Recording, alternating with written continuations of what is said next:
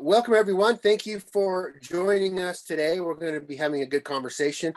This is going to be kind of a unique webinar, no deck, just going to wing it.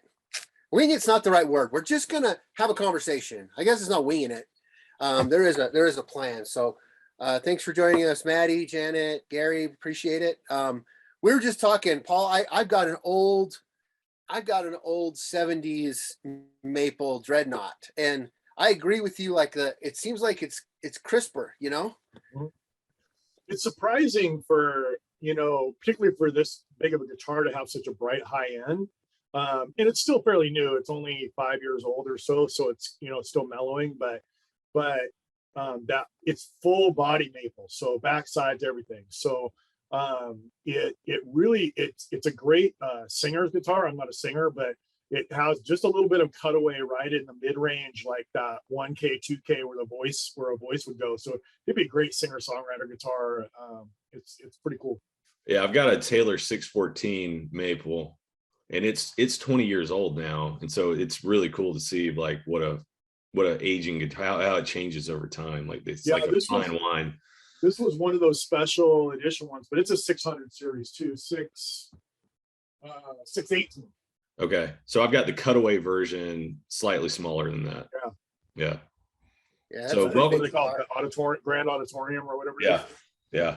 Welcome to Guitar Talk, everybody. Yeah, thank you for joining us. You guys are so far technically over my head. I'm just gonna smile and wave. But no, thank you for joining us, everyone. John's already found the chat. He says hi, Paul. So this is going to be a fun discussion. Thank you for hopping on. Let me just give you a couple of housekeeping items and I'll let these guys go. First of all, we're going to send this recording out to anybody who joins. So if there's anything that, any secret sauce we were joking about that Paul talks about, you guys can record it. You'll get a recording, you can play it back. In addition, it's going to be on the community, so if you want to go back and rewatch it there, you can. Also, we're going to be using chat for questions. Now, John's already found it, but if you guys want to just kind of ask your questions in chat as we talk, I'll go ahead and tactfully interrupt the conversation and make sure that we get everybody's questions answered. So, without further ado, Joe, I'm going to turn the time over to you and let you introduce yourself, and introduce Paul, and let's go. Yeah, Joe Dallas. For those that don't know me, I'm the Chief Business Officer at Trade Pending, which is a totally made up title that is really meaningless. But was fortunate enough. I've been in auto for about 15 years now. Trade Pending's my second automotive company, and was fortunate enough to be employee number 4 through fortuitous events at Trade Pending, and have really enjoyed, our team and the company that we put together, and also working with awesome guys like Paul that actually do the hard work of operating and running marketing departments within dealerships. But Paul and I have worked together for, 4 or 5 years now. It's been a while. Yeah, a long time. And so we're happy to be here today with the driving sales team, and look forward to the discussion.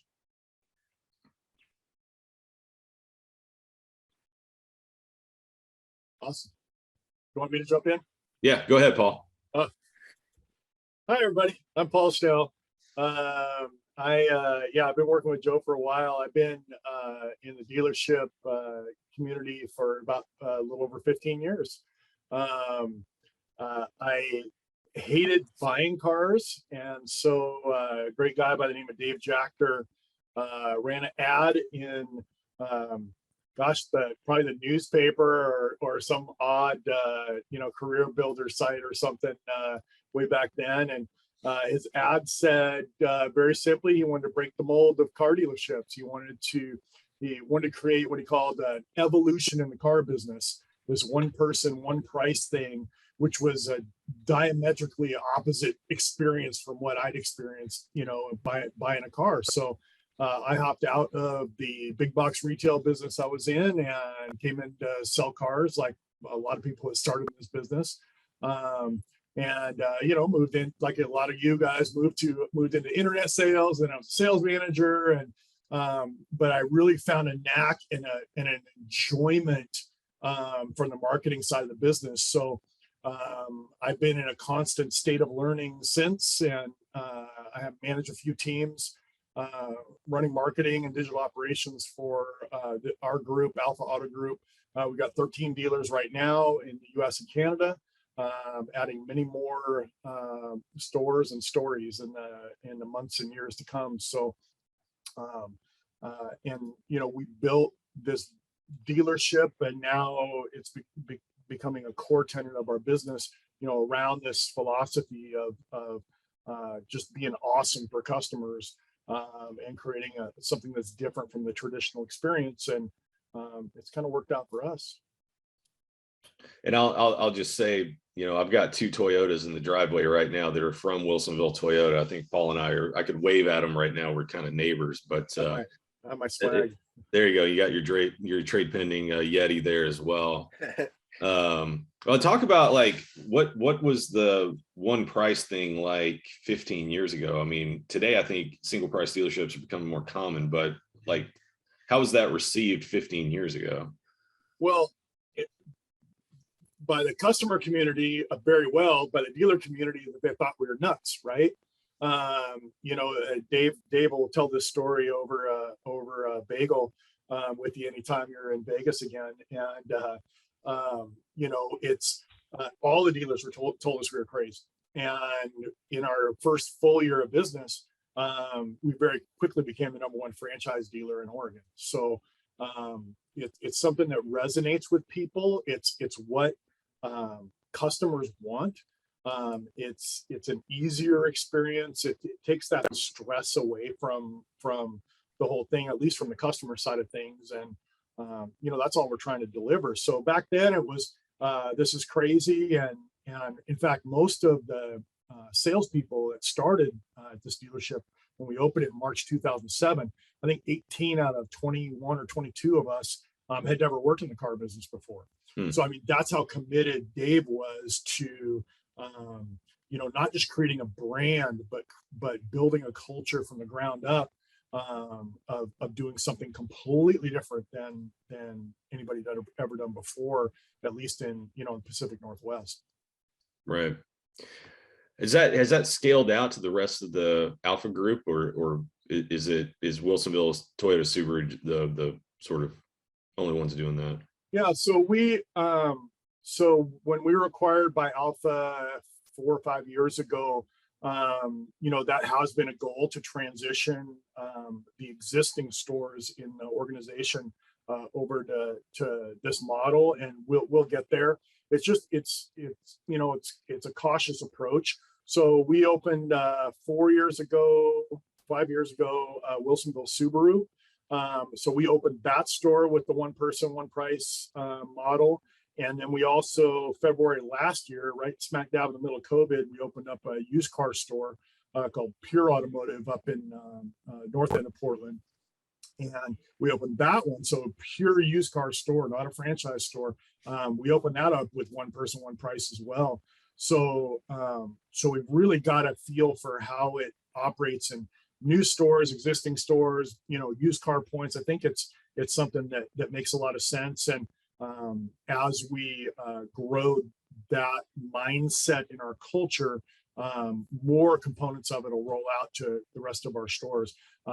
For instance, the first thing we did is moved them all to one price on used cars. So all of our stores now are one price on used cars, and eventually I think the whole group that'll become kind of our brand for the whole group. Awesome. So talk to us about the topic du jour of inventory. When the last time I got I drive a Tacoma, and the last time I came in to renew my lease, I think I snagged the last one, and this was March of 2021, I think, or maybe even 2020. I can't remember now. But anyway, talk to us about like navigating inventory shortages for what is like, well, you guys are number 2 in terms of volume in the Pacific Northwest, right? Yeah, we're top 5 right now. We range in between 2 and 3 and 4, somewhere in there. There's several very competitive stores. including ones that now have adopted one price as their model too. But inventory isn't uncontrollable, at least new car inventory is. So we're trying, how we've navigated it is stuck with the base tenets of our culture, which is providing great customer service. So we're not out there taking deposits on ghost cars. We're not, we don't have any ADM. We accessorize to a minimum.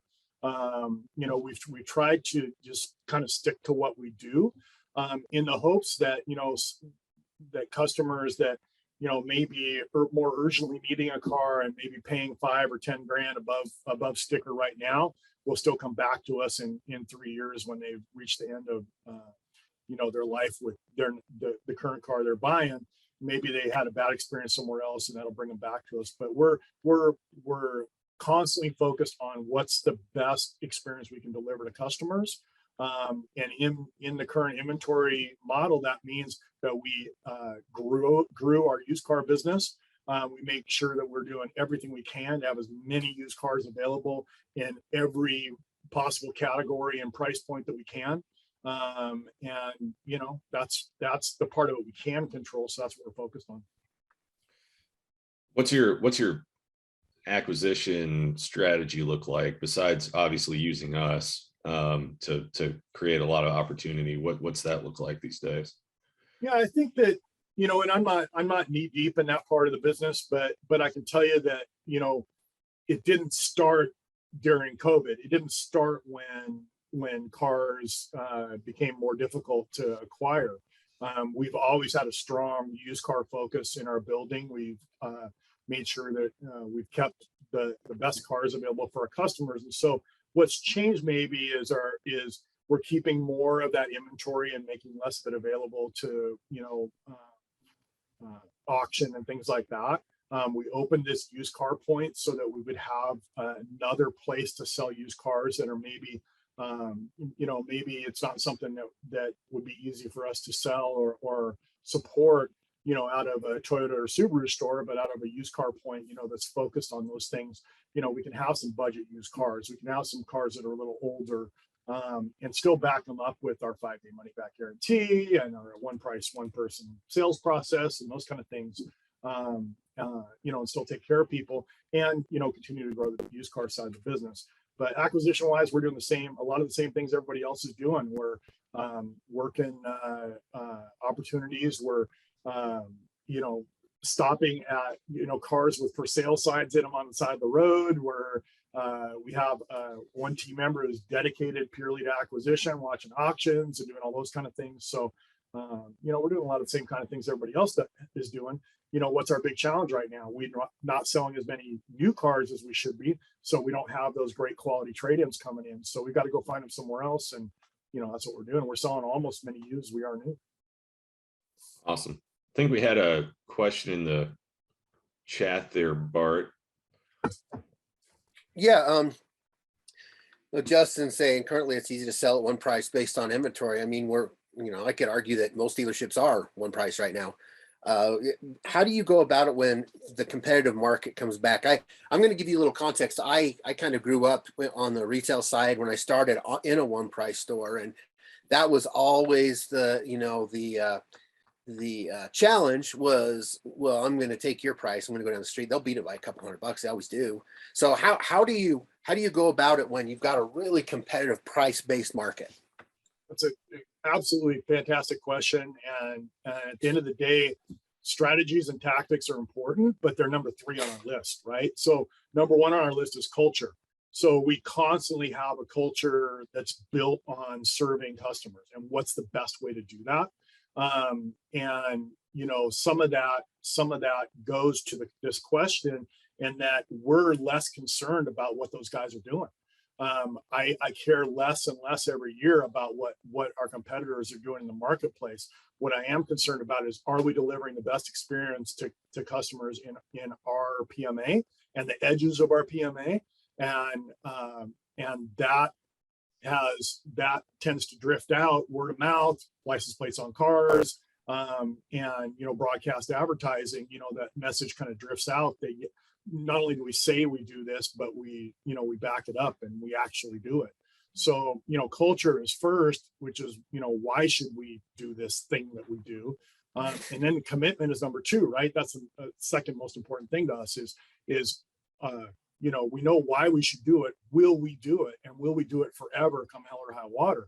We went through 2008. We went through recalls, economy, COVID, inventory shortage. We've done, all these reasons that we've had to do things different than we're doing them now. And we've refused to modify, to the point that it affects customer service. So we've modified internally, some processes and things, but externally, we're the same place.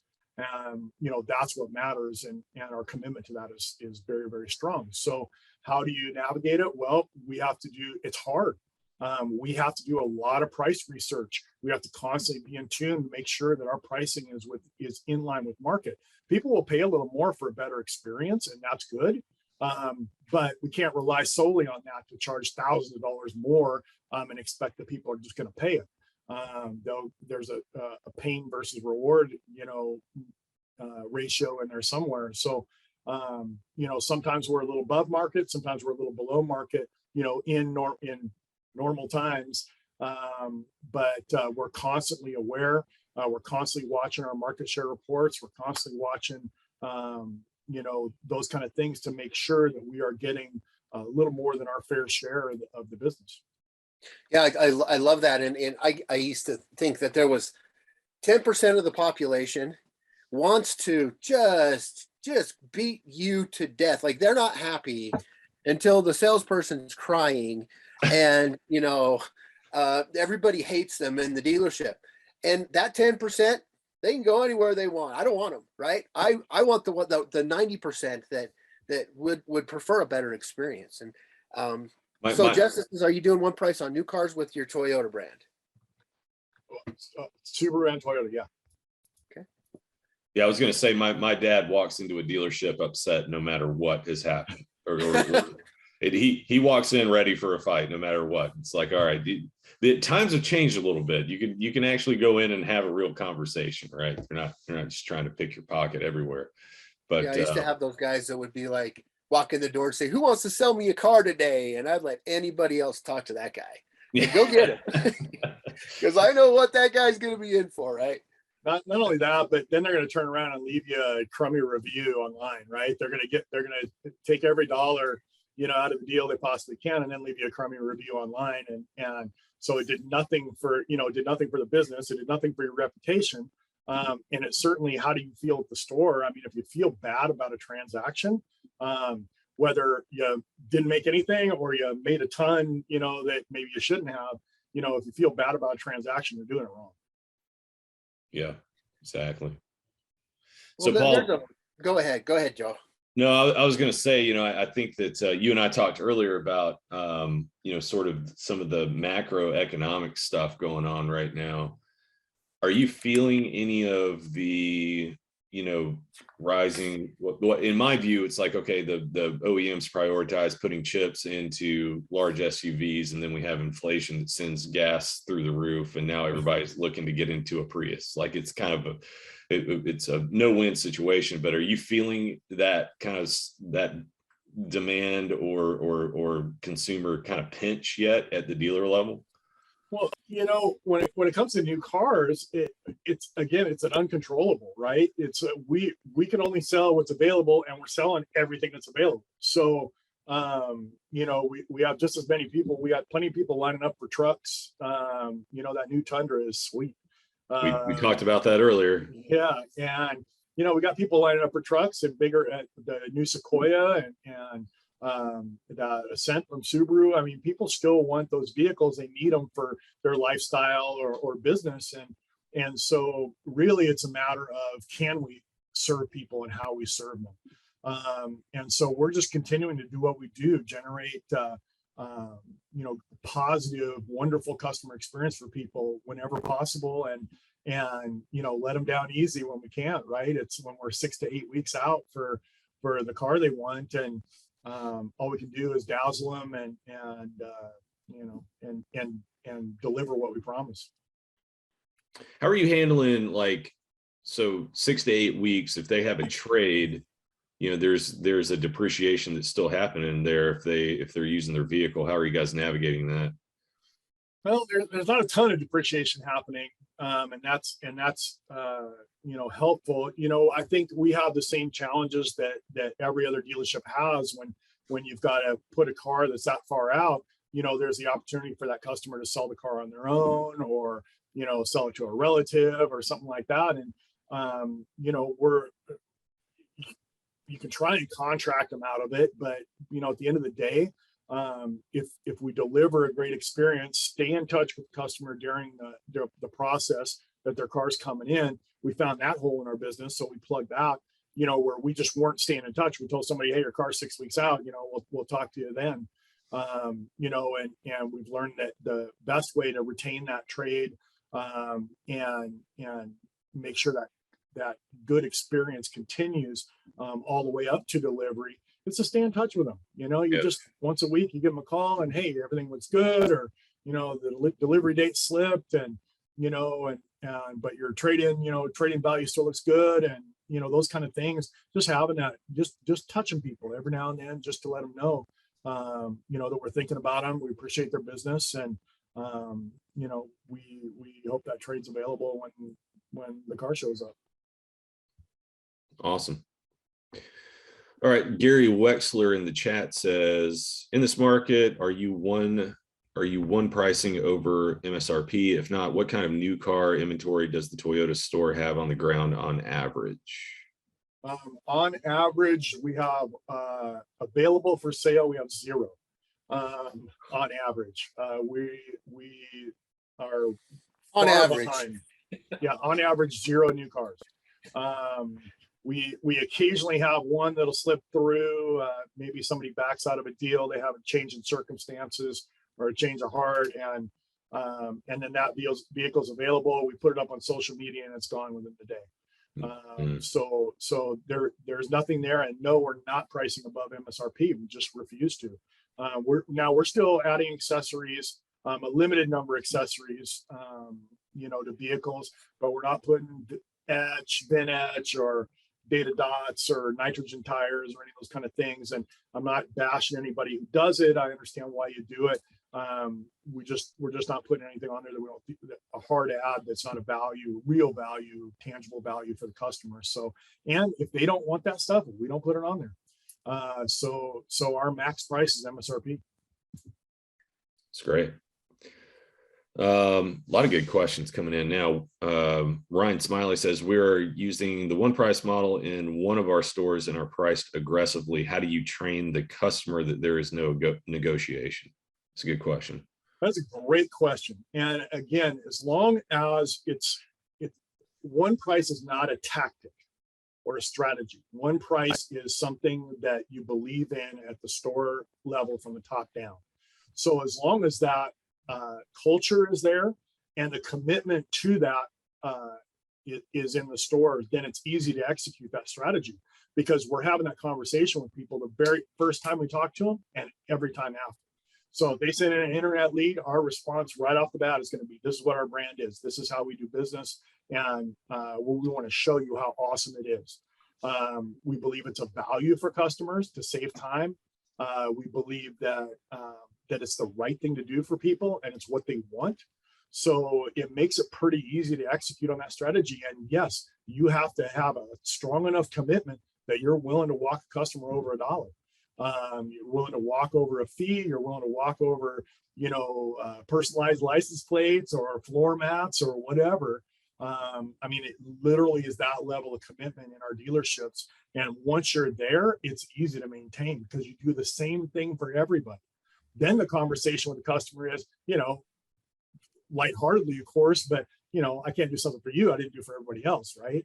So it's literally the same price and the same process for every customer. It's kind of like Cortez burning the ships, right? The minute, and that's a great comment. The minute you throw in something free or discount as a manager on the desk, every single one of your sales reps is going to work you because they know that you will do it. But if you burn those ships and say, no, we don't do it like that, this is the way we do it, and stand your ground, the salespeople will stand their ground. They'll realize there's one way I'm going to be able to move this car, and it's to build so much value in my process that they don't want to go anywhere else.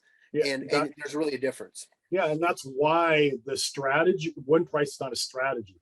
It's a component of our culture and commitment. And so once you determine that this is the only way we're going to do business, then you will figure out what strategies and tactics support that. So another good question in the chats: how do you compensate your sales staff with one person doing it all? Is there a pay plan component that looks a little different? Yeah, I mean, very simply, everything's flat rate. So they're flat rate on the sale of a car, and that there's a sliding scale based on how many units you're going to sell, and then there's flat rate on F&I products. Yeah, interesting. Are they incented at all to acquire without transacting? Of course, yeah. And that's a good point, right? So if you enable your entire staff, not just salespeople, but your receptionists and office people and everybody in service, to acquire cars, to be on the lookout for that cherry that's sitting on a corner with a for sale sign in the window, right? To call that person up and say, hey, I'm with Wilsonville Toyota, and we're really interested in talking to you about buying your car. As soon as you do that, so first we enable them, and the second thing we did is incentivize. So yeah, there's a compensation that goes with that. I think that's just a huge like block and tackle thing that any dealer can do right now. And there are giant organizations that their stocks are trading at crazy amounts of dollars that their salespeople are not incented to acquire. Yeah, I really like what Bryce said last time we were on this webinar with your team, which was you've got to decouple that. I think that's kind of your mantra there. Decouple the car deal. One doesn't necessarily mean the other, and so if that's the way you're looking at it, then you've got to incentivize your guys. Mm-hmm. Yeah, and we treat part of that goes back to our culture, right? Is we treat that acquisition, that trade-in, as a purchase with the customer. So yeah, we're going to wrap it all into one car deal, but the trade, one price trades too. So when we give our absolute best offer on the trade-in right up front, and we don't vary from it, not a dollar. So our everything ends up being part of the same business culture and commitment that we have to taking care of customers.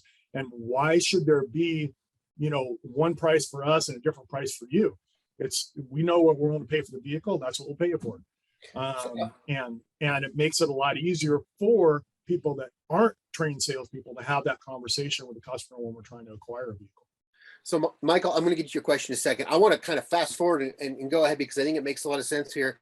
Gary's asking about how many vehicles you're turning a month, and I want to piggyback that by asking, how many vehicles are you acquiring a month that maybe aren't attached to that car deal?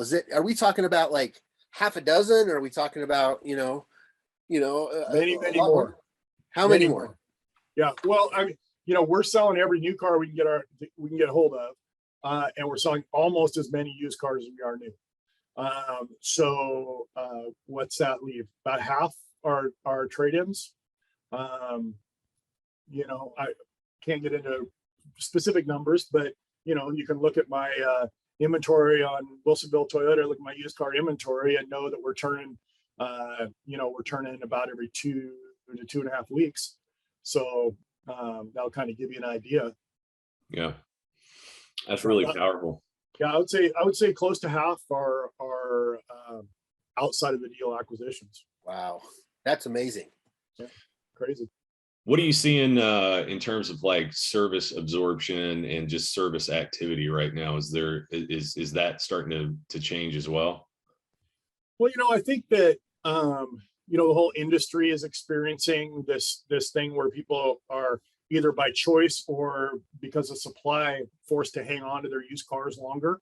So I think that's helping out service. So we had two things happen. First, we were selling a lot of new Toyotas and Subarus with synthetics, so they didn't need oil changes as often.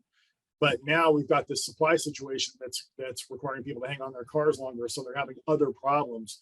So general maintenance is kind of level, I would say, but some of the other maintenance items are picking up.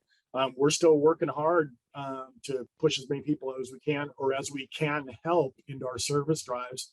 And I would say we're a little bit overstuffed. Yeah, interesting.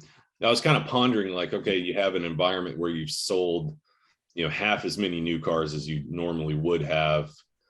Is that going to be offset from a service standpoint by how longer people are holding their vehicles? No, I don't think that service is ever going to get to a point where it offsets, the gross from the sales side. But I mean, it helps.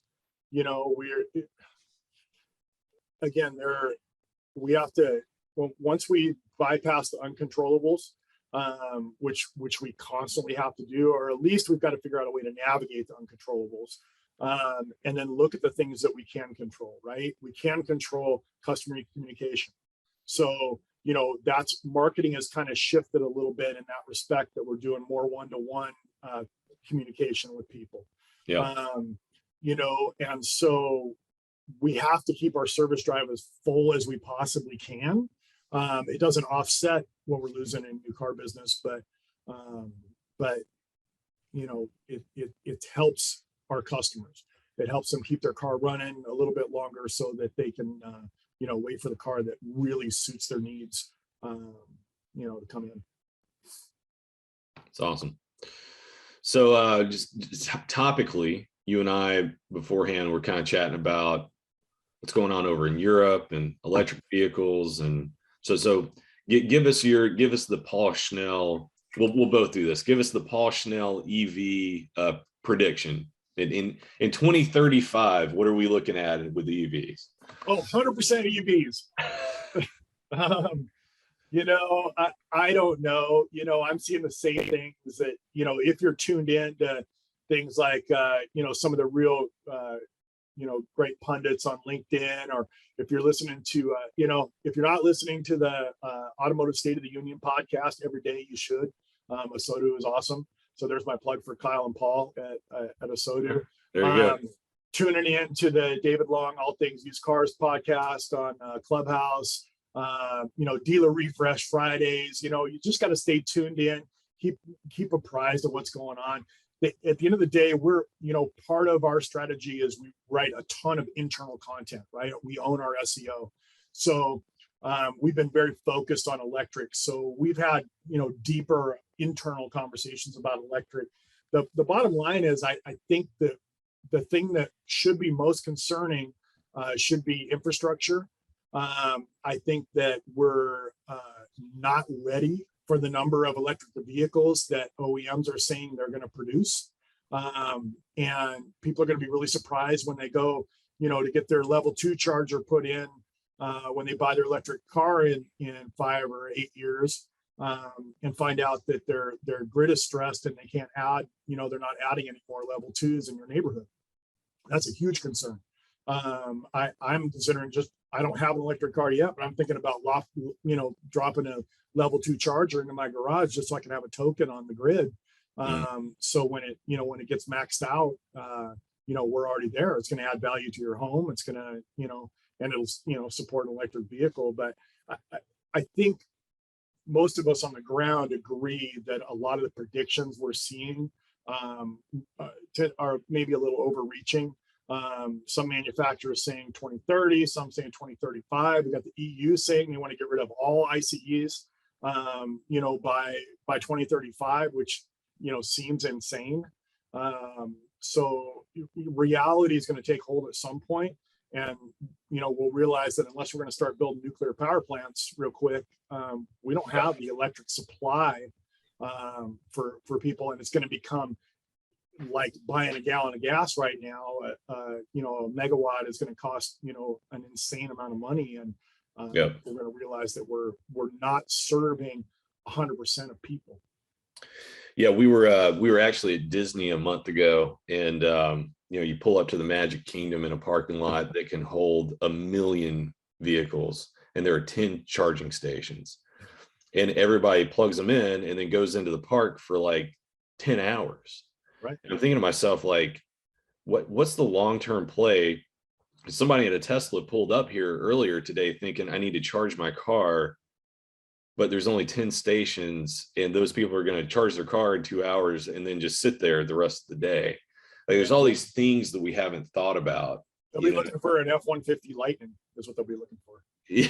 Yeah. Exactly. Yeah. Use it. So I was thinking I should create so my theory was I should create a concierge service that's like a big rig charging station where you're just a valet I just park at Disney World and I just charge people's cars all day. Right. And that's the total purpose of electric, is to use that nice diesel power to generate the electricity. 100%. Electric cars. Yeah.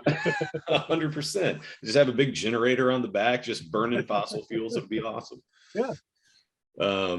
Anything you've been seeing lately from like a marketing standpoint, consumer interactions? I know for me, I hear these things every once in a while that just our data says totally different things. Like, everybody's like, hey, take the forms off your website. It's like, okay, but our form completions have gone up 50% year over year. Like, this is the golden age of form completion for trade pending. Right. And isn't it weird? Well, yeah, it's like everybody's right? More willing to give up their info all of a sudden. Well, consider that people are being forced in the new car environment to shop wider, right? And so, if you fill out a form on one website and then you're going to go to 10 other websites, you just kind of go fill out the form, see what it says, see what happens from it. That's like the gateway to get into the virtual dealership, right? That's the door.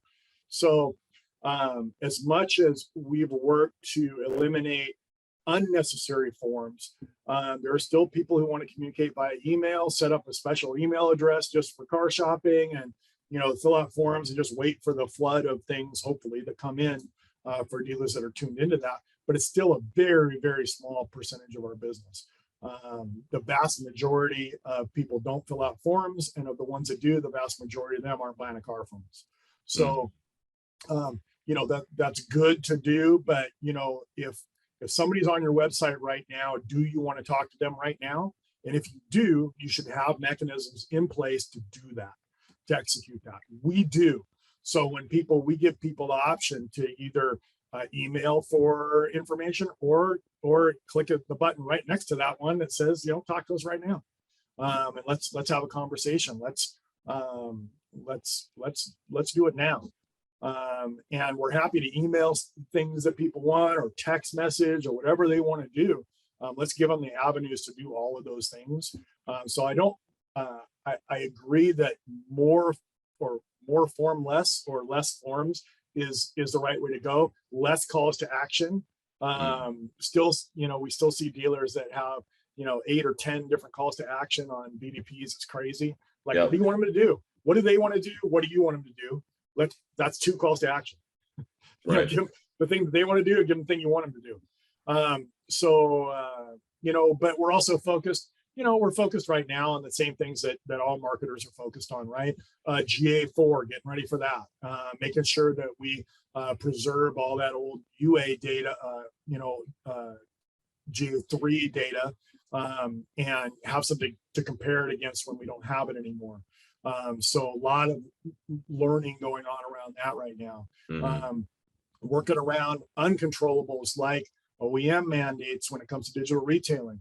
I have 13 stores. Do I really want to have 8 different, digital retailing platforms, which means 8 different digital retailing dashboards to get data from, right? And trying to measure things against each other. Is the OEM the best organization to determine what digital retailing should look like for our customers, as long as they're dealership customers? So those kind of things, and supply, of course. But then the controllables, GA4, electric content, how you're leveraging your dealership as the local expert for your brand. Most important thing that we can do on the marketing side, right? Do we have a modern retailing experience for customers? Do we make it easy for them to buy from us? Or do we make it more difficult? There's some dealerships out there that are gating inventory, right? You got to give me your contact info before you can look at inventory, and then you got 3 cars in the lot. It's crazy. Yeah. You know, so are you creating an experience that people want to, you know, participate in? You know, those are the things we're focused on. So I've got one. Everything that you've just mentioned, I take a different lens on, because you're exactly right. 100% right. But I'm thinking about the human elements in this, and specifically from an execution process. You mentioned earlier the lead time that it takes for a vehicle to come in. That changes the follow-up structure from following the customer up for 90 days to follow them up after the sale. And if you've got a sales staff that can get a chat and sell a car when you get it, that how does that, I guess my question is anybody, but have we ruined every salesperson that we've hired since COVID? Yes. Because they don't have to do the steps. I mean, how are you kind of insulating or future-proofing yourself against the inevitable so that your sales staff is all on board? You know, we haven't ruined them, but we have changed their job, right? So they, you know, we want to say that they've all become order takers. That's wrong, because they're still going through the process with the customer and making sure that this is the right vehicle for your needs, and it's going to be the right vehicle when it comes in 2 months from now.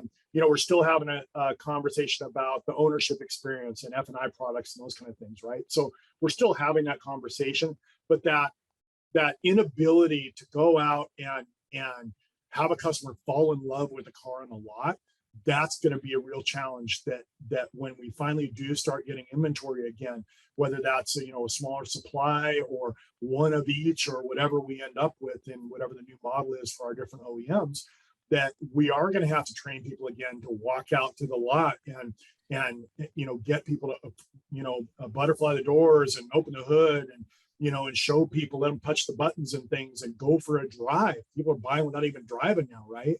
So those kind of hard skills, we're going to have to go back and retrain on those things as they come along. Fortunately, because we do so much used car business and it's been a huge focus for us, those skills haven't disappeared.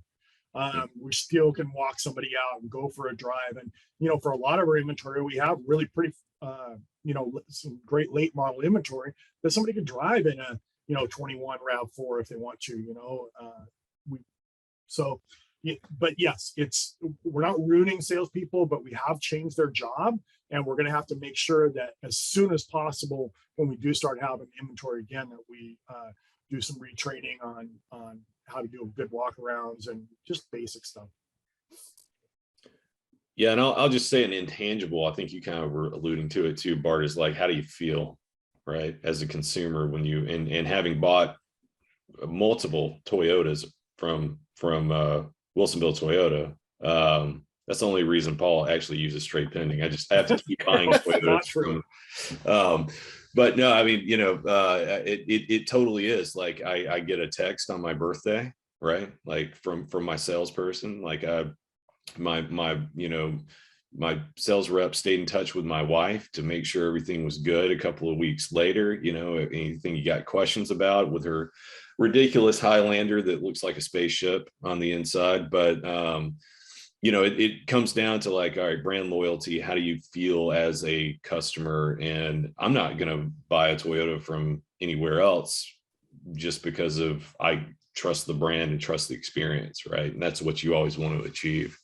And that was true even during COVID, where everything was all wonky. You guys did a really good job of just staying consistent with that. And by the way, my lease is almost up, so we got to talk about that. But we see it as there is no other way. When we talked about burning the ships, right? There is no other way for us to do business. So we're going to change our strategies and tactics in line with our culture and commitment, right? So it doesn't matter what happens in the marketplace. It doesn't matter. We will find a way to persevere, and we've worked hard to make sure our brand is at least as valuable as our manufacturer's brand. And when you put those two things together, we got great OEMs, we got a great in-store brand. It's kind of unstoppable as long as we maintain that culture and commitment. I'm glad you bring that up, Paul. I feel like in a lot of dealerships, this is a broad statement, right? And then I don't mean to offend anybody, but it seems like in a lot of cases, the brand is defined by the blue oval on the side of the building, or the VW with the circle around it. And that's not your brand. That's what you sell. And I think there's a big difference there. And in order for what you're doing to work right, you have to have that distinct brand. It has to be there, or it's not going to work. Right. Yeah. Paul said earlier that people look to them as a informational resource in the community, right? And it's a really delicate thing. It's the second most expensive purchase most people make in their lives. They have to do it on a regular interval. So there's a tremendous amount of trust there that needs to be established. I mean, we did a Google consumer insight survey where we just asked, hey, if you're looking for information about vehicles or the vehicle you have, what's the most relevant source? And we listed off, we gave the option of, cars.com, autotrader.com, edmunds.com, or your local dealership. And your local dealership's like 3 times more relevant from a consumer standpoint. And to your point, Bart, it's not because of the logo on the building. It's because you can establish in the franchise model something really unique that holds a ton of brand equity with the local community. And I think that's often overlooked, that you're in the catbird seat as a dealer to either build a positive brand or not, right? And it's up to you. Yeah, it makes a lot of sense. We've got a couple questions here going back to the one price model, Paul, and they both kind of fit into what we're saying about what did you call it? Your culture. Your culture drives everything as far as, you've got the way that you do business and you differentiate it from everybody else. People are asking about when you went for one price, what kind of turnover did you experience? Or do you expect that your staff completely turns over? And then somebody else is asking, yeah, you're over there selling, a bajillion cars, but what if I'm in a market that sells like 30 or 40? Right. I can't afford to price my cars at MSRP because I'm not going to get another one. I don't have the allocation maybe that a bigger group has. So what? How do you kind of approach this from a one price model, thinking about the way that you do business and your different different points? How would you approach these things? How did you look at this when this decision was made, and what are some of the thoughts you have? Man, these are all great questions, and each market and each dealership and each brand is different. But and I'm going to keep going back to this. Number one is, what's the culture? If the culture is, we are going to do what's best for the customer, okay, and everybody is committed to that, then design your strategy and tactics to go with that. So if your current strategy doesn't do that thing that's your culture, then you can't do it anymore. You have to do something different. If not, you're going to have you talk about turnover. You're going to have really high turnover because you're saying one thing and doing something else, right? So turnover is less of an issue for us. First of all, we're not hiring the same kind of salespeople that other dealerships are, that traditional dealerships are, right? We have to hire, and forgive me if there's salespeople on here, we hire a higher level of intelligence because it's a harder, bigger job. Our people do everything. They do the F&I, they do accessories, they do, everything. And they got to figure out if we can get a car, for this person in the next 8 weeks. So they're doing all of the steps, that a typical desk manager would do. And, so it's a bigger job, it's harder. And it means we get to hire people that maybe aren't in the same, looking for that same job at a traditional dealership. So lower turnover, we keep our people engaged. We keep them, beating the drum on what our culture is. And yeah, if it doesn't match, that's where you have employee dissatisfaction, and you'll start to see turnover. So as for stores, one store markets, that need to make more money on a car, I'm not saying that's wrong. I'm just saying if that's your brand, if that's your culture, you can still be one price. It's just your one price is whatever it is for your market. If it makes sense for you to have $2,500 ADM, have $2,500 ADM, but make it clear, don't hide it, be transparent with people that's our price in the vehicle. And if it's a fair price, people don't mind spending a little bit more if they get a great experience to go with it. I love the key, and I'm sorry to bring to interrupt you, Joe, but it just seems like, you know, the inmates are not running the asylum. You know, you have a structure in place. You know where North is. You know, use all those, you know, those buzzwords, but it truly is. We've engineered and One Price fit our culture. It wasn't that we made our culture fit One Price, and Right. I guess that's what I'm saying, and you can really tell. It really makes sense. One Price is a strategy. Mm-hmm. And the things you do, how you manage One Price in your store, are the tactics. But those are the third most important things for us, right? And so if you truly believe that this is the right way to do business, then you don't have any choice but to execute it. Well, we're going to go to One Price at Trade Pending for our monthly subscriptions, Paul. So I'm going to send over. No, I'm kidding.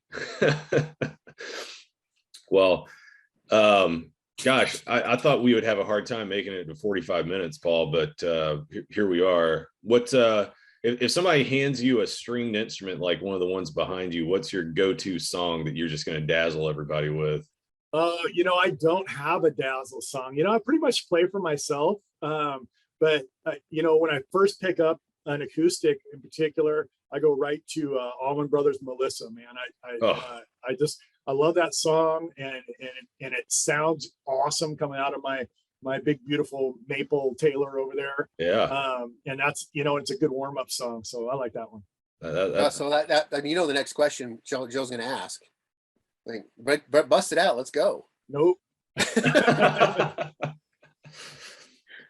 Yeah. Not my well, culture.